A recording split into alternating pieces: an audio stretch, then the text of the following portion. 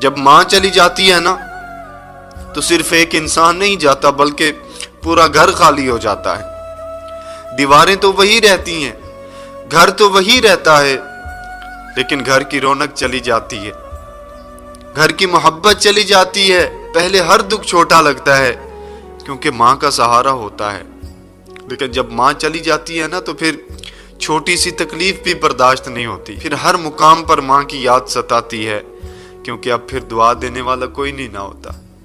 جب گھر سے باہر نکلو تو ماں کی یہ صدا ہوتی ہے، اللہ میرے پتر کی خیر کرے، اللہ میرے بیٹے کی خیر کرے، اللہ میرے سونے کی خیر کرے۔ جب ماں چلی جاتی ہے تو کون ایسی محبت سے دعا دیتا ہے بھلا؟ وہ صرف ماں ہی ہو سکتی ہے جو اپنے بیٹے کے کھانے کا بھی خیال رکھتی ہے، اس کے دکھ سکھ کا بھی خیال رکھتی ہے، اس کی ضرورت کا بھی خیال رکھتی ہے۔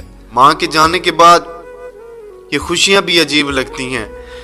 انسان مسکرا تو رہا ہوتا ہے لیکن اندر سے طوفان اٹھ رہے ہوتے ہیں۔ لوگ کہتے ہیں وقت کے ساتھ غم ختم ہو جاتا ہے، لیکن میں کہتا ہوں ماں کے جانے کا جو دکھ ہے نا وہ قبر تک ساتھ جاتا ہے۔ بڑے خوش نصیب ہیں وہ لوگ کہ جن کے سروں پر ماں کا سایہ ہے، احساس کرنے والی ماں ہے، پوچھنے والی ماں ہے، بیٹا کھانا کھایا کہ نہیں، بیٹا طبیعت کیسی ہے، بیٹا کوئی پریشانی ہو تو بتانا یار۔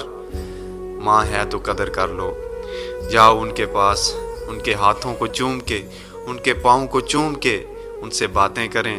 یقین کریں یہی وقت ہے، پھر جب ماں چلی جاتی ہے نا تو پھر ان کی یادوں سے ہی باتیں ہو سکتی ہیں۔